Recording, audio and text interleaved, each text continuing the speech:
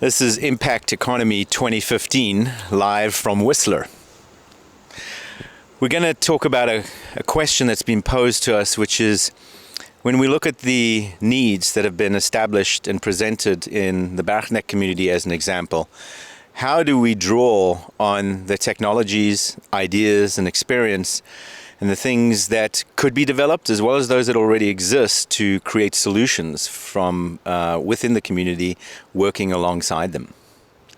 So I'm going to hand the mic here to Keith. And Kiabetswe is a member of the Bergnek community. And maybe Keith, if you can talk to us a little bit about some of the challenges that you have in the community. Okay, the challenges would be a lot of it is it's all about information. Most of which is the community is situated in a place where there is no network, so they don't have access of information. So mostly it's information in everything in life. So, and then we also need like resources that will be able to help us be able to create sort of like a sustainability in the community.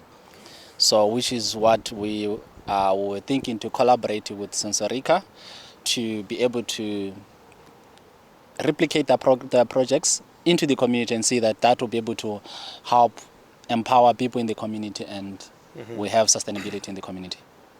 So maybe you can add on that.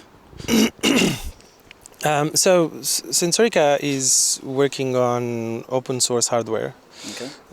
And we do have a lot of projects for agriculture, for example. But we're not the only open source community in the world, okay? And there is no shortage of projects that can help your community in many ways. So I think the first step in this environment that you describe, lacking communications infrastructure, is to create these hubs, these spaces where people can come, learn about open source hardware, which is very low cost, which is easy to put together, it's easy to learn, it's easy to maintain, and etc. And then teach each others. So I imagine these spaces as being created as independent spaces anywhere, or as being created as adjacent to existing infrastructures like schools or community centers, where you might already have an internet connection and a computer, and people come in physical proximity, and then you create that know-how and knowledge, and then slowly tap into these commons, which are designs of different types of devices that can help locally. And this way you can build it in a sustainable way, because you have the know-how that is generated and regenerated within these spaces. And a space is not just a space, it's also a culture, where hackers and thinkers come or become. Okay. So you have to set that sort of social structure facilitated by these spaces first, right? And then once you have that culture with ambitious people, autonomous people that like to share what they learned, then I think the commons can flow into these spaces and can be deployed, right? So I think that's the first step. It's to build that social infrastructure, Right. And the only thing we need is a space with an internet connection and one computer in the beginning. How do you layer in the and the concept you're describing is really exactly what we need, because we haven't had the opportunity to see how a lot of the younger kids in the community and the youth, how their minds really work, and some of them are brilliant, and we know that they are because of how they perform in math and advanced math and sciences and things like that. So we know they have the aptitude, but they've never been given the tools. And this is what you're suggesting, is bringing those opportunities to them to explore. How do you layer in accountability and governance into the systems so that the users understand and that the people within the community understand that they not only have to hold themselves accountable, but as a group they need to hold themselves accountable. Can that be built into the platforms as well, or into the systems? Well, there are different low-tech and high-tech tools that can support that. I think that the first thing is to establish a critical mass of individuals that do have that are self-driven, motivated, Right. and they're willing to share their knowledge and to think and to teach others, right? And there's a bit of filtering there to be done in the beginning. Once you have a critical mass of these people, Right. then they that culture starts to dominate and starts So it really to develops take itself roots. then. Yeah, it takes roots. So in the beginning is you have to identify kids with these kind of skills, and being good in math, it's not necessarily the right person, Right. because that person might be shy, Exactly. or We just use it as an indicator of the aptitude for Yeah. possibly having Yeah. an interest.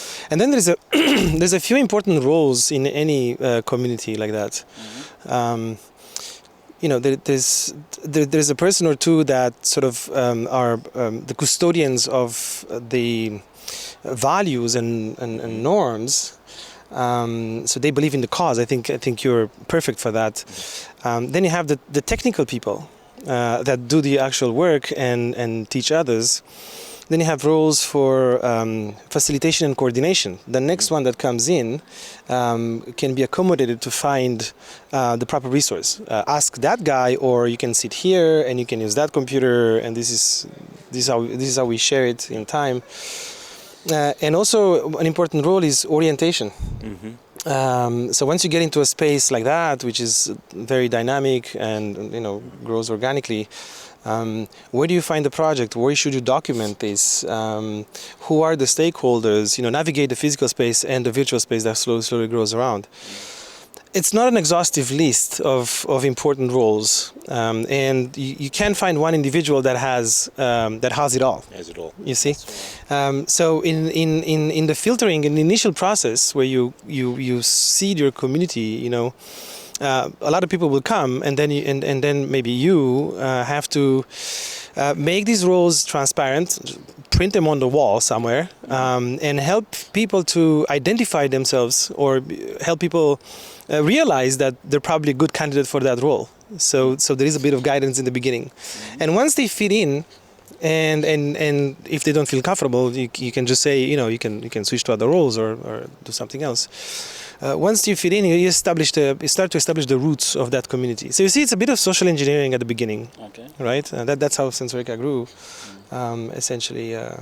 Yeah, documentation is extremely important to ensure continuity. So you can do that by hand in files, or you can use a computer. And the role of documentation. Not everybody likes to document, Yeah. because documentation leaves a Fortunately, trace. Keith does. Yeah, that's also my role. Michel Bounds talks about stigmergy, which is how ants organize. Stigmergy means I'm doing something and I leave a trace with indications where I'm going and where you can plug in. Okay. What do I need? Yes. Okay, so documentation is part of that. I'm working on this project. This is my intention, and this is what's still to be done, and I need these people. So anybody who finds that, they can simply attach themselves to. Yeah. So there's a form of art, in how to establish these kind of communities, and there is a pattern, No, So how do you feel in that in seeding a community like that? Okay. I think what you have just said and all the systems that we need to put in place, I think currently we have the hunger of the people on the ground to give them something that they would be able to take on, because with what we have done already on the ground, we've just given them sort of like a foundation to say, we have given you a platform, so this is a platform we can be able to use the resources that we can be able to attract from outside that can be able to take us and place us in somewhere in the map somewhere. So already the hunger is there. All we need is just to get the resources in the community. And then in terms of constructing or finding skills within the community. I think we have already done that, and then if need be, we can be able to go back again and say have these kind of community meetings, so that we'll be able to find each individual interest and skills, so that then those skills can be able to place them wherever that we want to be in place with the project that we wanna have in the community. So. I would start. I would start with something that you already have, and the vertical garden project is the perfect example. Okay. And you just build around it, because you already have a cluster of activities and people that are interested in these things, and you can say, hey guys, why don't we automate it? Let's buy a small solar panel and Arduino that runs a pump, so we might save water, and it just runs on its own. That is a great idea. You see, so build on top of that slowly, and that can become a space. That can become that space. You see, because you need a center of activity, and with people that are already kind of attached to it to attract more activity. That's a great starting point. And there's so much open source hardware out there. And the problem is when you ask for somebody to help you with resources, the first questions that it's in the person's mind is, okay, I'm going to launch something there. It's going to be, falling from the sky. Where is it going to land? Yeah. You know what I'm saying? Is it going to land somewhere and just get rusted because there is no social support structure around it, no interest, no, That's a perfect point, because we've got so much in the community for that. I mean, if you look at Keith's vision of a healthcare center, everything that we're doing right now supports better health in the community. And by having the kids and the youth and whoever wants to have a look at it to say, so how can we do this differently? How can we connect them? I mean, we don't have to have the answers. It would be amazing for that to come from the kids and the youth, because they'll take ownership of it, and frankly, they'll probably do it better than we would. Yeah. So really, really amazing. Well, thank you very much. Here. I think you've summed it all. We're just waiting to see our collaboration, how it's going to be, and then probably by this time next year, we'll be tracking another story. So, thank you. I'm really interested. We're looking forward to following this, and I want to thank you. This has been Impact Economy 2015. Thank you for joining us.